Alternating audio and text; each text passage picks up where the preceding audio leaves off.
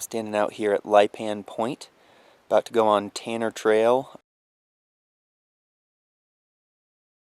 Got a little bit of a late start, but I'm on the trail. Got my gear packed up. I don't know if you can tell how steep this is, but this goes basically straight down. It is a long way down there.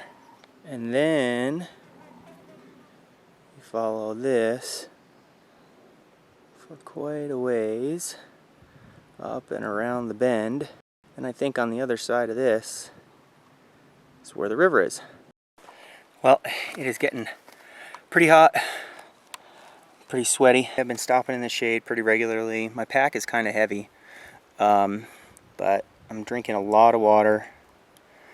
I'm almost down, I think. I've got the majority of it taken care of, if you can see all the way up there. Pretty good ways so far.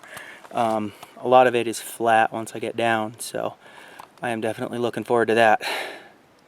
Alright, I'm probably 2 to 2.5 miles into the 3-mile stretch here. Taking a little break underneath the rock. Not much shade around here, so any chance I get, I don't know if you can tell how sweaty my shirt is, but I'm definitely sweating good. I left a little water back there too, just in case on the way back if I run out. I think the next one up is pretty steep downhill, and then a 2-mile walk to the Colorado River where I'm going to set up shop. About ready to get back on the road here, but not bad. It is getting real hot. It's probably 10:30, 10:45 or so. So we're getting towards the peak of the day.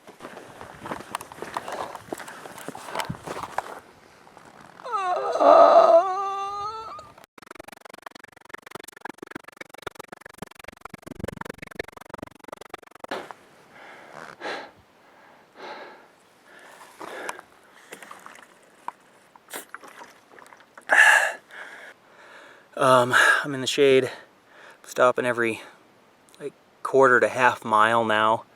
I'm almost through one jug of my 2.2 liter water bottle. Got another gallon in my bag. I was kind of thinking that if I went through 1.5 of these down and then 1.5 back, that would be about right. It's kind of cutting a little close, but I think I'm going to be okay. I'm going to cross my fingers. Any thought of turning back now is not going to happen. I'm almost to the downhill, so this should be interesting. I guess this is the toughest part, so I'll see you there. Well, I was right. I actually took a few more steps and I was right at the downhill. Actually, somebody left a little water bottle over there. I took just a tad, just a little bit to fill up, and left them some too. But I think it was for anybody, because even a Canadian hiker had wrote, whoever left this is the best. Thank you, thank you, thank you. I think they were running out of water or something. But so here's the downhill, and I'm going to walk closer to the edge. But before I do, the first glimpse of the actual river where I'm going. Definitely still beautiful country, and ain't nobody in sight. Haven't seen anybody, which is cool. So the trail goes down that way, and there's all these switchbacks, so if you happen to slide on all this loose gravel, you basically die. And that's like a nice little edge where you fall down. Alright, well, I finally found some shade. There hasn't been any shade for a long time. I'm like halfway down the last descent here. You can see the bottom, and that is the trail way down there. And then I think that follows all the way over to right about there. And then over that ridge is about another mile or two is the Colorado River. The heat, it's probably, I don't know, 110 or so. There's a little bit of a breeze coming up off of the off of the side of this mountain, you can see these fluttering a little bit, which really helps quite a bit. Going down, it's like a lot of leg presses or lunges or something in a row, but at least it's downhill. All right, I'm gonna get back on the trail. Thank God for shade. I tell you, I've never been happier to see a tree before. It is midday sun, and it's like 1 o'clock right now.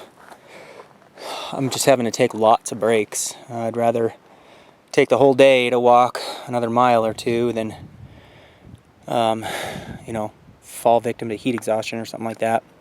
This was the place that I just climbed up, or climbed down.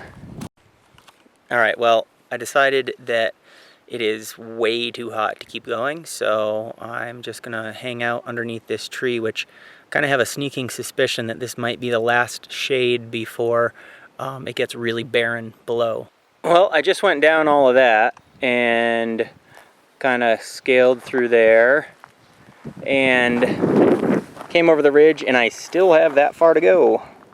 That might not seem like a lot, but as exhausted as I am, I tell ya, that is a little bit discouraging right now. Hiking back this is going to be very, very hard. This already might be one of the most difficult things I've ever done physically in my life. Okay, so I am actually turning around. I know that I'm that close, but I'm really tired and running out of water, and there is absolutely no shade in the area. And God, I really wish I would have gotten there, but it's weird, like this music keeps playing in my ear and everything is like turn around and go home. I swear to God, like every song right in a row. So I started showing some signs of heat exhaustion, got a little bit nauseous and kind of got a headache, and my head's super hot. So what I did was I set up the tent, and I'm just gonna wait it out for a while, wait till the sun gets cooler. And I realized that on the side of the tent right here, I get a little bit of shade and I get the breeze, so inside the tent it gets a little bit warm. Okay, so the sun is almost down. It's like, I don't know, 5:45 right now. I only have that much water, and then about a third of a gallon, not even a quarter of a gallon. I don't want to be that guy that like is the moron that dies in the desert after all the warning signs and everything, so I'm gonna play it safe. Got everything packed up here. I actually just got a little bit queasy and shaky and a little bit of a headache, kind of lightheaded just from packing everything up. I might just get a little ways and decide to quit. I don't know.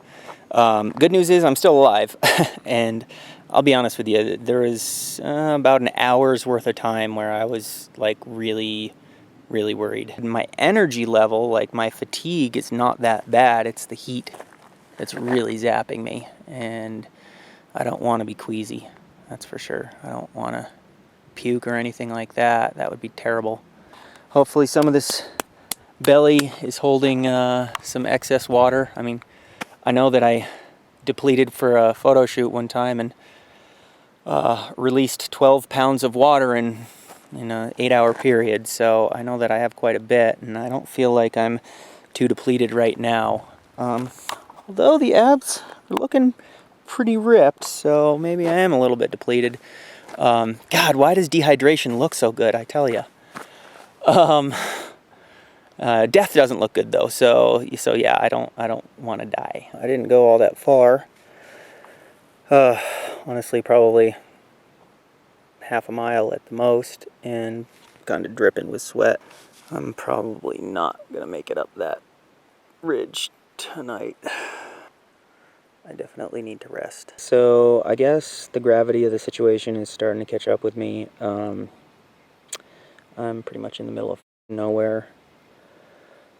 Anywhere from 8 to, I don't know, 8 miles or so away from anybody. in the desert with no water. For what it's worth, what an amazing view. Talk about feeling insignificant. It was a nice moral victory. I got to the top of that peak. Not the big one, but the little one. Still have a little bit of sun left. There's the trail. Kind of goes around and then kind of switches up over there. Then it goes up to this red spot. I think there's a little bit of flat up there. Well, I made it to the top of the Red Ridge. Pretty exhausted, but I was right. There's actually a really nice little camping spot right there. So I'm holing up for the night. I don't think you can see me, but I finally set up camp. I'm laying down. I actually feel pretty nauseous right now.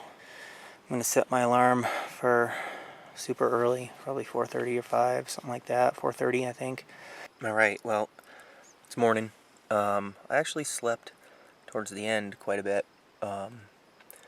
Didn't fall asleep really until about midnight, but it's like 4 right now. I think I've decided that I'm going to take my backpack but leave the tent. And I'm not really sure about the sleeping bag. I'm going to see how that goes. Alright, I'm going to pack everything up, and somebody's going to get themselves a free tent sometime. Sun's almost coming up right now. Can't really see, but the trail is starting to become clear. It's actually probably a little bit lighter than the camera shows. So I think I could follow the trail now. I want to say it's probably 4:30 or 4:45. So let's hope it stays cool. I made it to the top. Sun hasn't risen yet. So there, that's how far I came up. And some amazing person left it's probably up to there when I first found it, like a half gallon of water. So I can sweat again. And I still have a little bit left in mine. So I'm like, God, it's like literally a lifesaver. So whoever did that is going to heaven. Now it's just a matter of getting out of here. It shouldn't be a problem. I have the energy. Just didn't have the water. Now I do. I made amazing time. It's 6:15 and I got the ridge on this side and the ridge on there, and I'm going up that. And that's the end. That's where the car is. Well, I reached the switchbacks finally. This has been a grueling hike up here, way longer than that first ridge that I had to climb. Almost there. It's getting a little bit warm. Sun's out. Fortunately, the switchbacks are in the shade. So I realized that sometimes I'm just as stubborn as I am dumb. So it definitely was not smart to get out there in such heat, and learned my lesson on that one. So fortunately, I'm going to get back alive and be able to live and learn, I guess. So it's been about an hour, I want to say, hour and a half even, and it's like straight uphill. It's pretty ridiculous. So I'm off. I'll see you at the top. Well, I made it. Almost threw up a couple times on the way up, especially at those switchbacks. I am absolutely exhausted. But I'm here, and just a few more steps and I'm officially out of hell. They were not joking when they said that this is one of the hardest hikes out there. Alright, just a little ways to the car. My car better be there. I hope it is.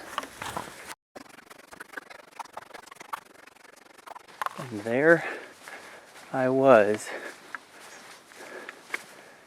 And if you see that ridge point right there, just down below, that's where that initial ridge was from this morning. Pretty far away. Yay. There's my car.